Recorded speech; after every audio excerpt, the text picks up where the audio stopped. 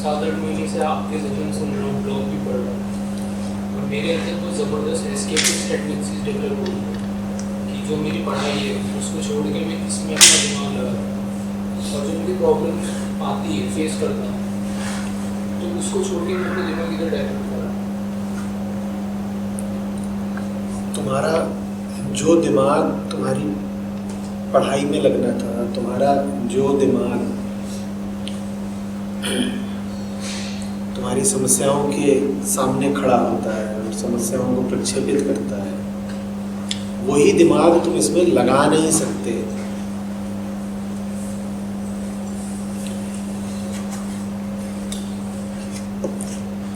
एक किताब है यूं ही कोई, दुनिया के पचड़ों की, और दूसरा है कबीर साहब का साखी ग्रंथ। जो दिमाग व्यर्थ की किताब में लगता है वही दिमाग नहीं लग जाना है कबीर साहब की साखी में। और अगर तुम दोनों के पास एक ही दिमाग से जा रहे हो और तुम पा रहे हो कि वो दिमाग वही है जो इधर जाता है और वही है जो उधर जाता है, तो इसका मतलब कि तुम न ग्रंथ को न गुरु को किसी को समझ नहीं पा रहे हो। ग्रंथों में मन लगता नहीं है, ग्रंथों में मन मिटता है। ग्रंथों का तुम उपयोग नहीं करते, ग्रंथ तुम्हें बदल डालते हैं, मिटा डालते हैं। अभी तो तुम जिस तरीके से अपनी समस्या बता रहे हो, समस्या ऐसी है कि किसी को चंपक की परीक्षा देनी है और वो नंदन पढ़ने बैठ गया, कि किसी को अब्बन से मिलने जाना था और उसे बब्बन ज्यादा आकर्षित करने लग गया। ये तो तुमने अपनी आम पढ़ाई लिखाई को और अध्यात्म को एक ही तल पर लाकर रख दिया। अध्यात्म किसी दूसरे क्षेत्र का प्रतिस्पर्धी नहीं है, क्योंकि अध्यात्म स्वयं कोई क्षेत्र नहीं है। अध्यात्म आसमान है सारे क्षेत्रों के ऊपर का। तुम ये दावा कर ही नहीं सकते कि तुम कुछ और छोड़ करके अध्यात्म की तरफ आ गए हो। एक कमरे से निकल करके दूसरे कमरे में जाया जा सकता है।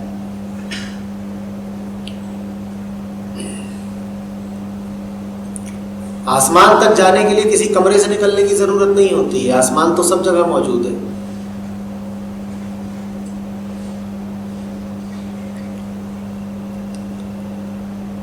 अध्यात्म को तुमने क्या कोई दूसरा मनोरंजन बना लिया? अध्यात्म को तुमने मन की ही कोई दूसरी रुचि या क्रिया बना लिया?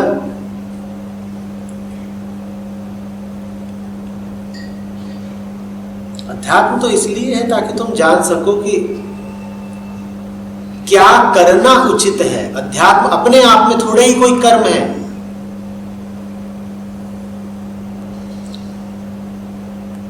समझो बात को। अध्यात्म इसलिए है ताकि तुम जान सको कि क्या करना, क्या पढ़ना उचित है।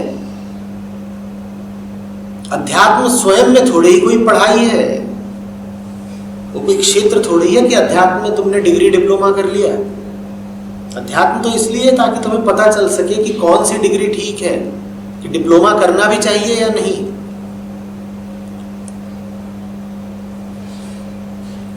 तो जब कोई बोले कि मैं बाकी सब चीजें छोड़ के अध्यात्म की ओर आया हूं, तो ये बात बड़ी विचित्र होती है। सब कुछ और सारी चीजें छोड़कर अगर तुम अध्यात्म की ओर आए हो, तो तुमने अध्यात्म को भी एक प्रतिस्पर्धी चीज ही बना लिया होगा। ये चीज छोड़ी, ये चीज पकड़ी।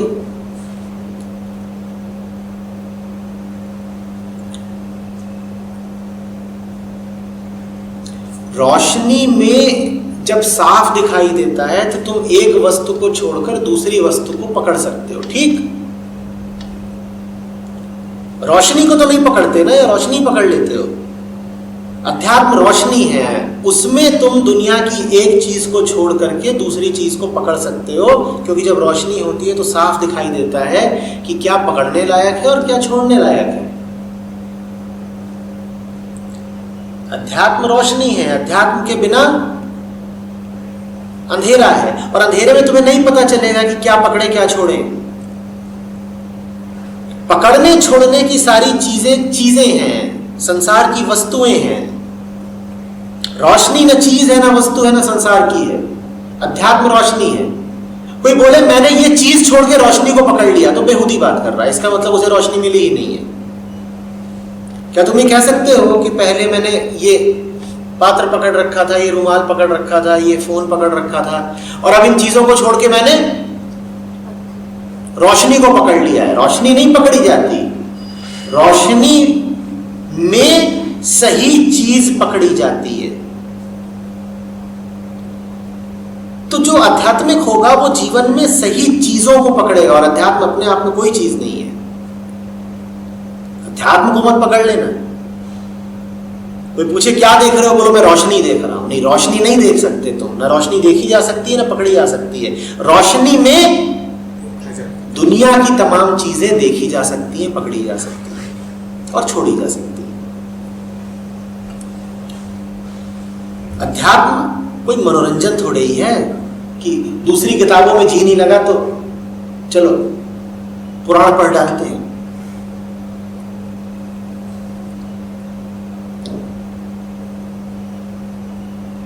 जीव हो ना, तो जियोगे, कर्मरत रहोगे, खाओगे, पियोगे, कमाओगे, कुछ तो करोगे जीवन भर। जीवित होने का मतलब ही होता है काम करना, कर्म करना, ठीक? जो जीवित है उसे प्रतिपल क्या करना पड़ेगा? काम करना पड़ेगा। काम जरूरी नहीं है कि उसके एवज में तुम्हें तनख्वाह ही मिलती हो। काम की वजह पैसे मिलते हो या ना मिलते हो, काम तो लगातार चल ही रहा है ना। तुम लगातार कर्म तो कर ही रहे हो ना। तो अध्यात्म इसलिए ताकि तुम जान सको कि सही काम क्या है।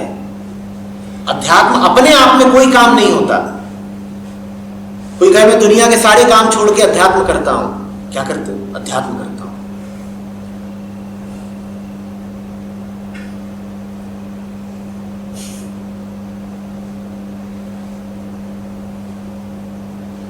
तो बेसिकली कुछ पकड़ने को मिलता है नहीं स्पिरिचुअलिटी, कुछ है ही नहीं तो क्या पकड़ोगे?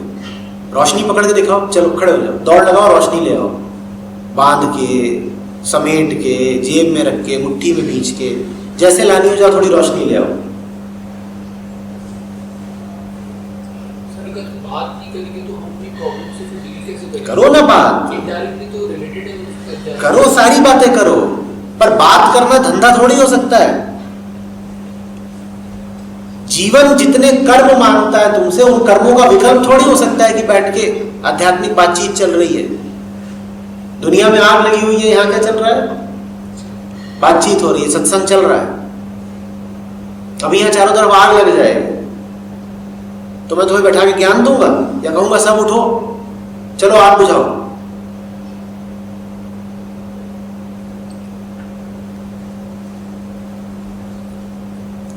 अध्यात्म, फिर से कह रहा हूं, अध्यात्म की रोशनी में, अध्यात्म के उजाले में दुनिया को साफ देखो, इसलिए है अध्यात्म। अध्यात्म इसलिए नहीं है कि दुनिया से बेरुखी कर लो, दुनिया से मुंह मोड़ लो, क्योंकि जहां को भी मुंह मोड़ोगे वहां तुम्हें क्या दिखाई देगी? दुनिया। दुनिया से मुंह मोड़ा तो किसकी ओर मोड़ा? दुनिया की ओर। फिर तुमने दुनिया से किसी तीसरी तरफ को मुंह मोड़ दिया, वहां भी क्या मिलेगी? दुनिया। तो जब तक तुम्हारे पास शरीर है तुम कहां रहोगे? दुनिया में। अध्यात्म इसलिए ताकि दुनिया में जीने का सलीका आ सके। अध्यात्म इसलिए नहीं है कि दुनिया से उठ गए या किसी अन्य दुनिया में पहुंच गए। अध्यात्म अपने आप में कोई दुनिया नहीं होती, दुनिया यही है। इसी दुनिया में जीने की तमीज सिखाता है अध्यात्म। सर तो मन तो हमारा ऑब्जेक्ट्स को पकड़ेगा ही ना किसी। कैसे पकड़ेगा? अंधेरे में या रोशनी में? अध्यात्म नहीं है तो मन कैसे पकड़ेगा? अंधेरे में। अध्यात्म इसलिए है ताकि मन सही विषय को पकड़े।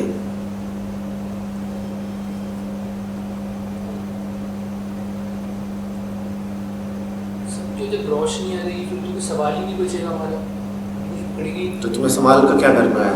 सवाल पकाओगे, खाओगे, क्या करोगे सवाल का? नहीं है सवाल तो अच्छी बात है। सवाल है ना, तभी सवाल अगर है तो इसका मतलब कि रोशनी नहीं है। फिर ये मत कहो कि मैंने अध्यात्म को पकड़ रखा है, इसका मतलब तुमने कुछ और ही पकड़ रखा है। तुम नाम उसे अध्यात्म का दे रहे हो, चीज कुछ और है। क्या भले रहे हो कि मैं तो ग्रंथ पढ़ता हूं, लेख पढ़ता हूं, भजन श्लोक पढ़ता हूं, कुछ और चल रहा है।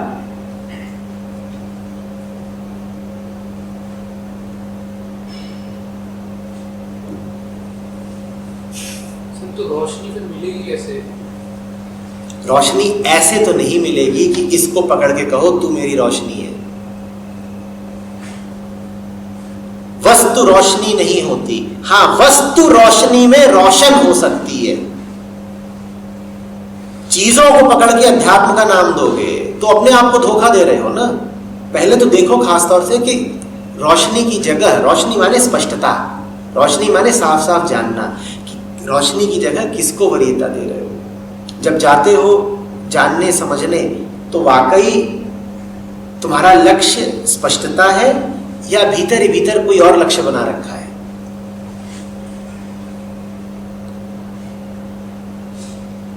देखो, अध्यात्म का बहुत नाम खराब किया है ऐसे सन्यासियों ने, जोगियों ने,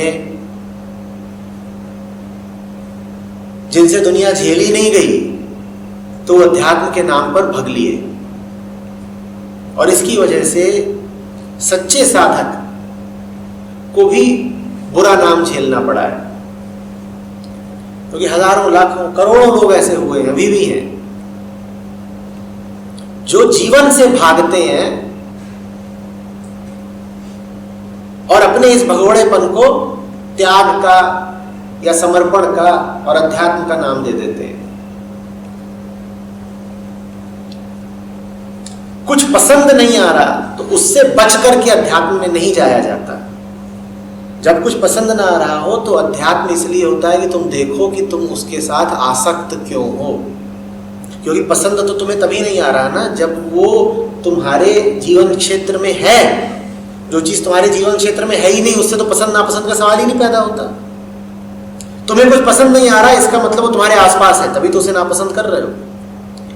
अध्यात्म इसलिए कि देखो कि जो ये नापसंद आने वाली चीजें हैं ये तुम्हारे आसपास मौजूद ही क्यों है। मौजूद इसलिए क्योंकि तुमने पकड़ रखी है। अध्यात्म इसलिए ताकि तुम्हें बुद्धि सुलझा सको कि जो कुछ तुम्हें पसंद नहीं है उसे भी तुम पकड़े क्यों रहते हो। अध्यात्म इसलिए नहीं कि अध्यात्म को ही पकड़ लिया।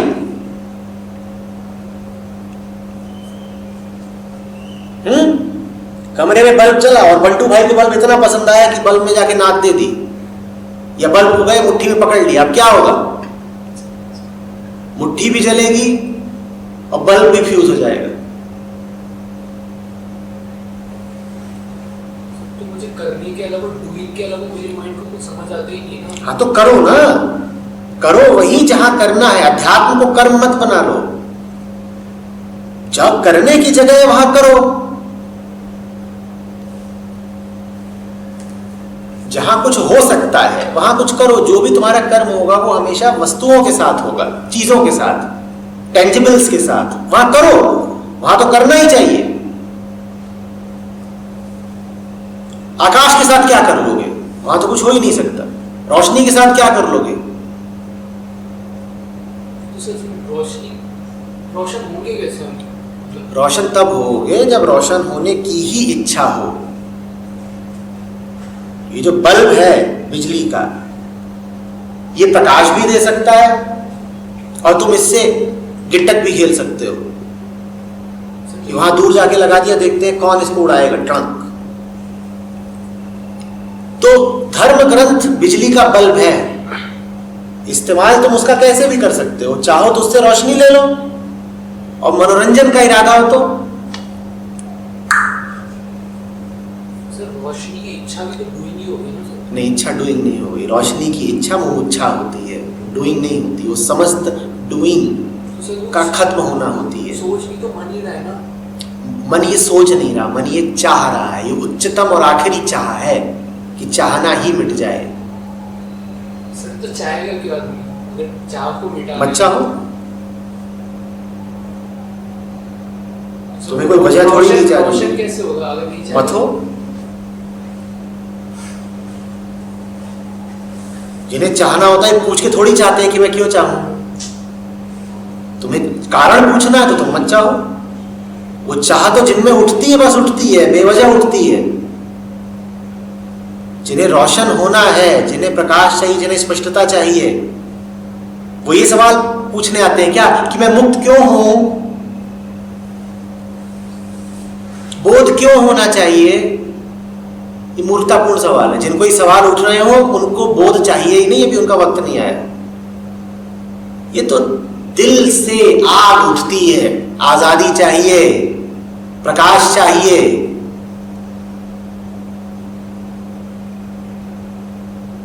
तब काम होता है। जो कोई पूछे कि आजादी जरूरी क्यों है, उसको कहो मत हो आजाद, तुम्हें भी चाहिए ही नहीं। तुम किसी को पानी दिखाओ और वो पूछे कि पानी क्यों पिए, इसका क्या मतलब है? कोई फायदा नहीं उसे पानी दिखाने से। ये कोई पूछने वाली बात है पानी क्यों पिए?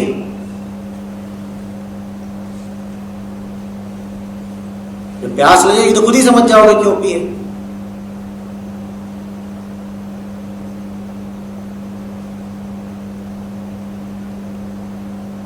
हमारे माइंड में मतलब ये हमारे नहीं, मेरे माइंड में ये उठेगा ही क्यों? मैं तो नहीं उठेगा, नहीं उठेगा, बेहोशी से भरा पड़ा नहीं उठेगा तो मैं फंसा ही रहूंगा ना। फंसे रहो, क्या परेशानी? दुख है ना उसमें, प्रॉब्लम है। प्रॉब्लम है तो फिर आगे बढ़ो रोशनी की तरफ। तुम तो कह रहे हो कि मैं क्यों बढ़ूंगा, उत्तर तो दे दिया, दुख है इसलिए बढ़ोगे। बेवजह सवाल जवाब। दुख है ना, हाँ तो प्यास है तो पानी पियोगे, दुख है तो मुक्ति चाहोगे। तो वो टेम्परेरी है ना सर। टेम्परेरी दुख है तो कोई दिक्कत ही नहीं, फिर सुख आ जाएगा। तो वो फिर वो चला जाएगा तो ठीक है, चलने दो, ये चलता ही रहेगा। चलने दो। तुम्हें दिक्कत क्या है? दुख सुख चल रहा है, चलने दो। तुम्हें इससे कोई आपत्ति है? सर दुख से आपत्ति है, सुख से नहीं है ना, तो सुख आ जाएगा। दुख आएगा फिर सुख आ जाएगा। ना फिर वो सर। तो तुम्हें दुख के बाद सुख मिल तो रहा है, मुझे सिर्फ सुख चाहिए। सिर्फ सुख नहीं मिल रहा, हाँ, नहीं मिल रहा नहीं मिल रहा, तो वही चाहिए ना मुझे। नहीं मिल रहा।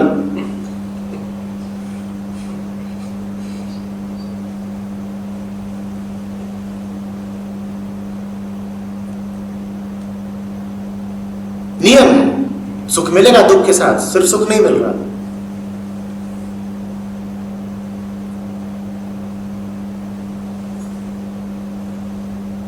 कैसे पार कैसे जाऊं फिर इसके सुख और दुख के? पार जाना है। हाँ। तो फिर क्यों पूछ रहे हो कि मैं क्यों मुक्त हो जाऊं? खुद ही तो कह रहे हो पार जाना है। तो सर उसका कोई तरीका नहीं मिलता है ना पार जाने का? तरीका है तो बल, उससे गिट्टी थोड़ी खेलनी है। ग्रंथ इसलिए है कि उसकी रोशनी में नहाओ। ग्रंथ इसलिए नहीं है कि उससे मनोरंजन करो, उसको क्षेत्र बना लो, बोलो कि पढ़ाई में मन नहीं लगता, इसमें मन लगा रहा हूं। तो सर वो जो आप इच्छा कह रहे हो, इच्छा जगाने के लिए कर रहे हो वो, लेकिन इच्छा जाग ही नहीं रही। इच्छा जगाई नहीं जाती, वो या तो होती है या नहीं होती। वो आएगी अंदर। तुम्हें पता भी है कौन सी इच्छा जगानी है, कौन सी इच्छा जगाओगे? जो आप कह रहे हो रोशन होनी। हाँ, वो मैंने बोल दिया और तुम समझ गए। रोशनी ही तो है 60 वॉट की।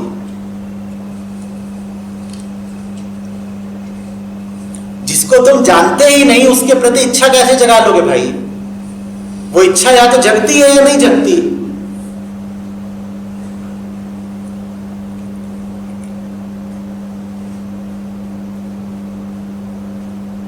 सर नहीं जगेगी तो परेशानी है। क्यों परेशानी जगने का कोई है? तरीका नहीं क्यों परेशानी है? जगेगी तो हम फंसे पड़े। हम नहीं, मैं। हाँ मैं फंसा पड़ा हूँ। तो फंसे पड़े हो तो उसमें तकलीफ है। हाँ तो फिर बोलो ना कि मुक्ति चाहिए। हाँ चाहिए, लेकिन तो अभी तो बोल रहे थे कि क्यों मांगेगा आदमी मुक्ति। अभी तो तुमने बोला था आदमी मुक्ति मांगेगा ही क्यों। अब बोल रहा हूं मांग रहा हूं फंसा हुआ हूं। सर आप जब मैं कह रहा हूँ मांग रहा हूँ तो आप बोलते हो कोई तरीका नहीं है। अच्छा हाँ बिल्कुल, जो मांगता है वो ये नहीं कहता कि मुझे तरीका बताओ, वो कहता है कि मेरे सारे तरीके विफल हो गए हैं।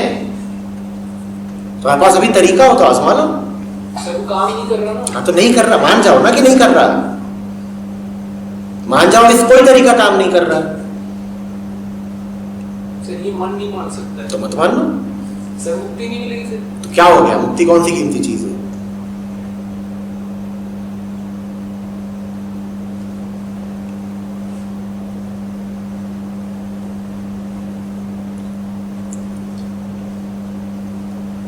मुक्ति भी चाहिए, अपनी शर्तों पर भी चाहिए, तरीका भी चाहिए, हाँ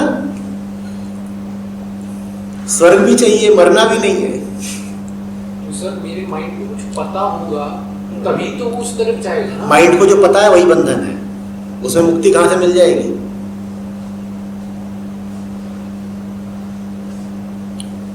बेटा तुम माइंड को बचाए बचाए मुक्ति भी चाहते हो, माइंड को पता होगा तभी तो जाएगा। माइंड को किसका पता होगा? परमात्मा का, तभी जाएगा।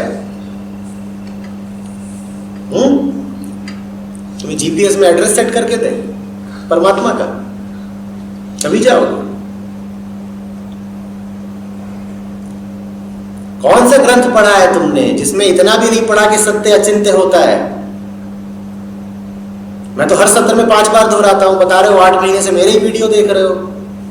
अकल्प अचिंत्य का क्या मतलब होता है कि उसका पता कर लोगे? अज्ञेय का क्या मतलब होता है कि तुम्हारे ज्ञान में आ जाएगा? तो कैसी फिर बातें कर रहे हो कि माइंड को पता होगा तभी तो माइंड चलेगा? क्या पता होगा? पता होना माने ज्ञान, और जो अज्ञेय है उसका ज्ञान हासिल करोगे। कौन सी वीडियो देखे तुमने मेरे कि इतना भी नहीं समझे?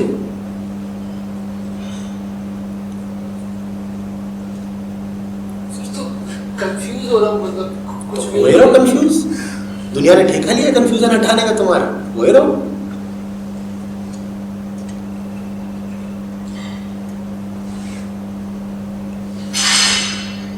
अस्तित्व में इतनी चीजें हैं, दुख है, दर्द है, द्वंद्व है, मृत्यु है, निराशा है, हर्ष है, अमर्ष है।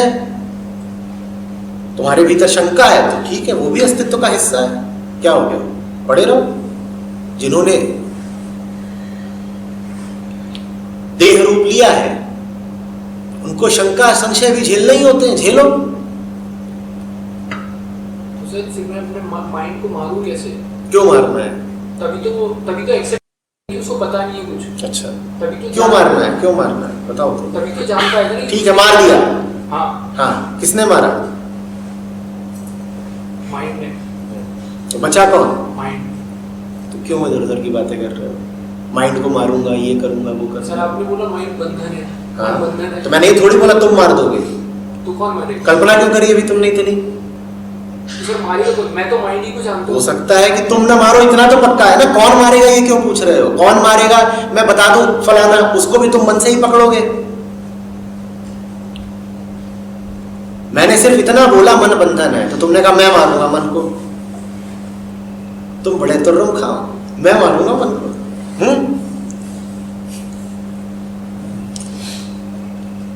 बताते हो, आपको सुनता हूं और गुरु से एक कदम आगे चलते हो।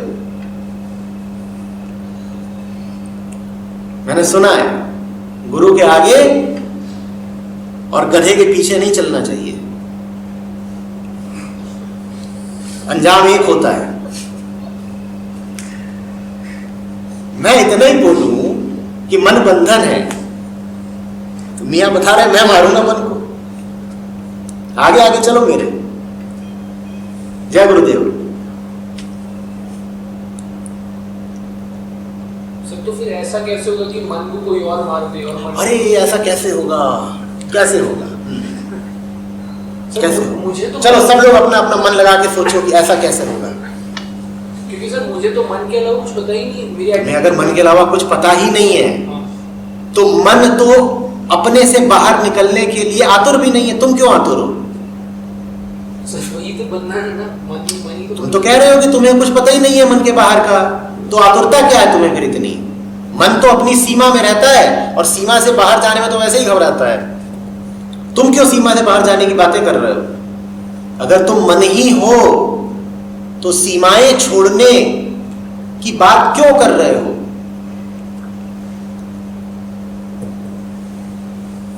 मन तो सीमा में रहने में सुख मानता है और सुरक्षा मानता है। तुम फिर क्यों बात कर रहे हो बाहर जाने की, अगर तुम मन ही हो तो?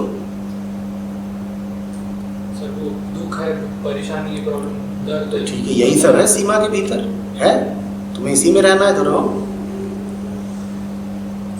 तो सर इसी की वजह से ये उठता डिजायर कि भागो इससे, छोड़ो। इससे छोड़ के जहां भागोगे वहां मन नहीं है, वहां तुम नहीं हो।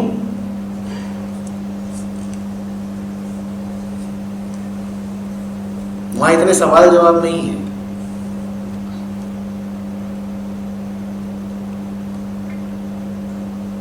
तो सर वहां तक पहुंचने का सिर्फ एक इच्छा ही चाहिए हमको, कि एक इच्छा उठे और वहां पहुंच जाएंगे। और वो इच्छा बिना कारण उठेगी।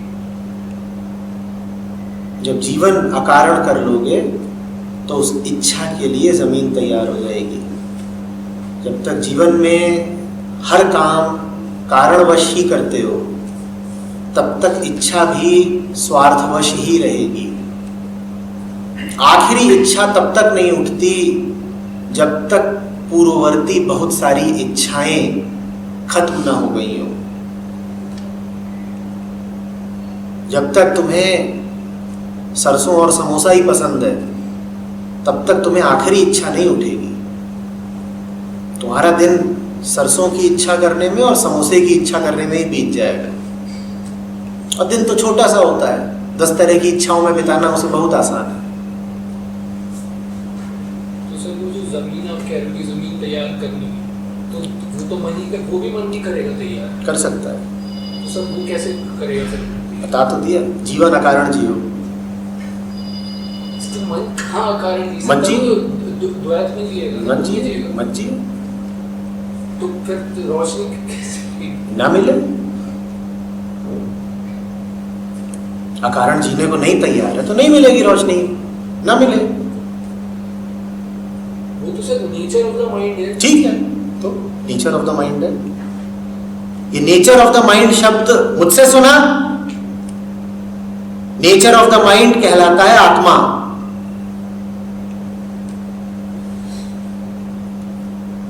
किसको सुन रहे हो 8 महीने से? मुझे तो नहीं, नहीं सर, मुझे तो नहीं सुन नेचर ऑफ रहे। द माइंड डुअलिटी है ना, कि वो नहीं बेटा, effect में जिएगा ना, वो प्रकृति ऑफ द माइंड है। नेचर ऑफ द माइंड, मन का स्वभाव आत्मा है, अकारणता है। कुछ नहीं सुना है तुमने, 8 महीने व्यर्थ ही किए हैं।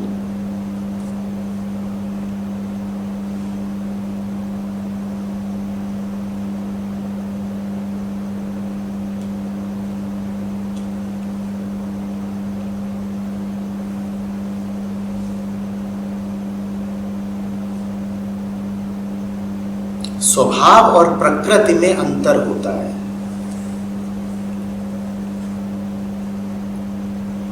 प्रकृति मुझे बताती है मैं प्यासा हूं,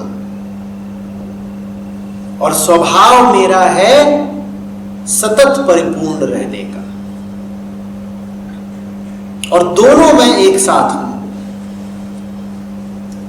प्रकृति में मैं प्यासा हूं और स्वभाव में मेरे कोई प्यास कभी है नहीं। वो ऑपोजिट कैसे एग्जिस्ट कर सकते हैं? है बेटा, कैसे कर सकते नहीं है? प्यास भी लगी और फिर मैं भी प्यासा भी नहीं हूं। हाँ, कॉन्ट्रडिक्टरी है तो। ऐसा ही है, क्या करें? जाओ कहीं पे FIR कर दो, कॉन्ट्रडिक्टरी है मामला अस्तित्व का।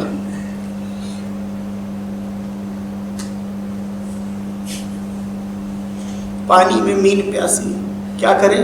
कॉन्ट्रडिक्टरी तो है ही मामला। कबीर साहब को पकड़ना पड़ेगा। उन्हें भी दिख गया था कि पानी में मीन प्यासी, दिख ही नहीं गया था, उसके बाद हंसी और मार रहे हैं। तो क्या करें, यहां तो ऐसा ही है सब।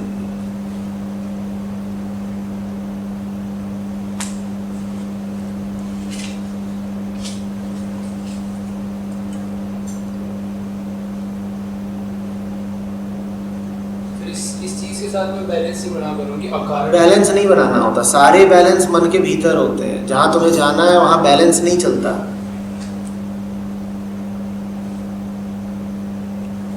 फिर सारे संतुलन तब होते हैं जब तुला के दोनों पक्षों पर एक ही आयाम की वस्तुएं रखी हों, तब संतुलन बनता है।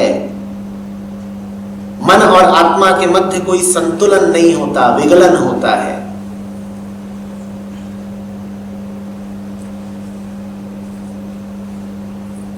या तो तुम मुझे सुन नहीं रहे? सर समझ में नहीं आ रहा मुझे। सुनो, अभी जो तुम 8 महीने की क्रिया बता रहे हो अपनी, या तो तुमने मुझे सुना नहीं है, या तुमने मेरे साथ साथ 5-7 और लोगों को भी सुना है, या फिर तुमने सुना है मुझे और अपनी बुद्धि को भी खूब सुना है। सर बुद्धि का तो प्रयोग करूंगा। अरे करो करो करो, बिल्कुल करोगे, बिल्कुल करोगे। बुद्धि का तुम प्रयोग कर रहे हो या बुद्धि तुम्हारा प्रयोग कर रही है? कुछ पक्का है नहीं अभी। बुद्धि मेरा प्रयोग।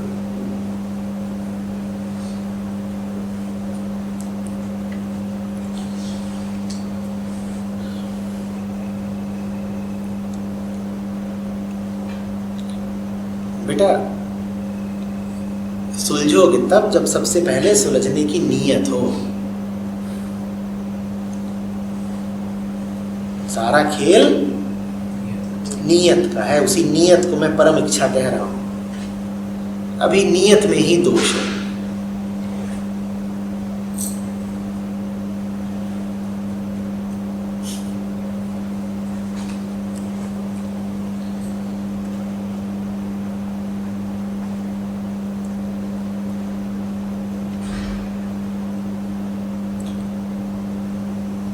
अध्यात्म की शुरुआत ही होती है अपनी मजबूरी से, अपनी लाचारी से, अपनी विफलता और अपनी हार से। शुरुआत ही तब होती है जब आदमी को दिख जाए कि मेरी सारी मान्यताएं और ज्ञान कितना खोखला और कितना छोटा है। जिसको अभी ज्ञान पे भरोसा है, जो बुद्धि की बातें कर रहा है, जो तर्क में जी रहा है, उसने अध्यात्म अभी शुरू ही नहीं किया। उसे शुरू अभी करना ही नहीं है। उसका इरादा ही कुछ और है, नियत ही उसकी बस कहीं से मुंह छुपा के कहीं को भागने की है।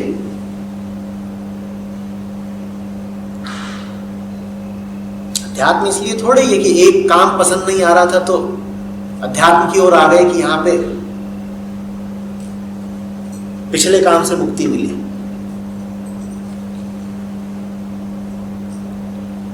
जहां पर मूलभूत विनम्रता नहीं, जहां अपनी हार का, अपने चुनावों की निरर्थकता का सीधा स्वीकार नहीं, वहां तो अभी सारी उम्मीद अपने से ही है। अभी उम्मीद टूटी ही नहीं।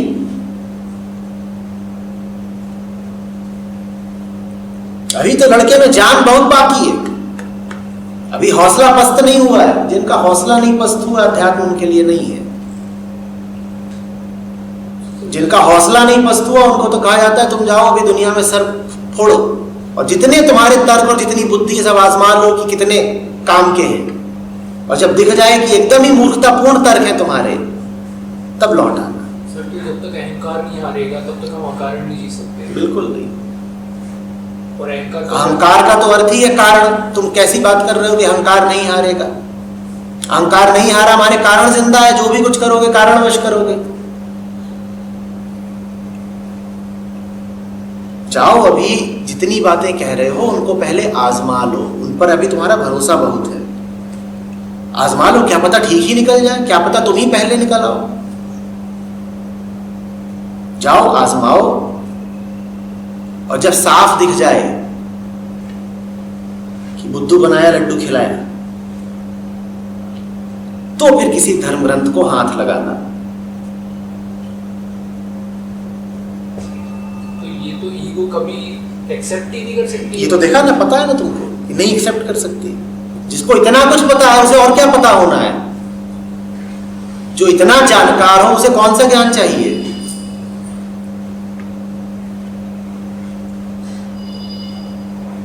सत्य तो पता ही है तुम्हें। सत्य क्या? आखिरी बात, सत्य क्या जो कभी बदले ना, मिटे ना, वो तो तुम्हें पता ही है। इतने भरोसे के साथ बोल रहे हो, तो अब तुम्हें कौन सा सत्य चाहिए? जाओ अपने सत्य को दुनिया में आजमाओ। सत्य तुम्हें बिल्कुल पता है, जाओ अपने इस सत्य को दुनिया की कसौटी पर कसो, इसका परीक्षण करो। भला हो कि तुम्हारा सत्य खरा निकल जाए, कौन जाने निकल ही जाए। और जब बिल्कुल हार जाओ, पस्त हो जाओ, तब किसी ग्रंथ को विनम्रता के साथ स्पर्श करना, उससे पहले नहीं।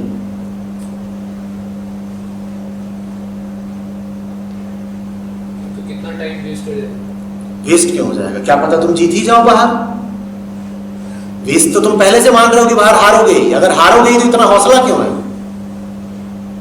तुम यही क्यों कह रहे हो कि वेस्ट हो जाएगा समय?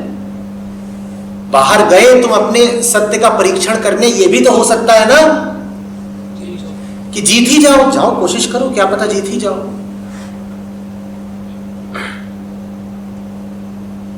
जो बात तुमने कही कि अहम तो कभी हार मानेगा नहीं, जाओ इसका परीक्षण करो।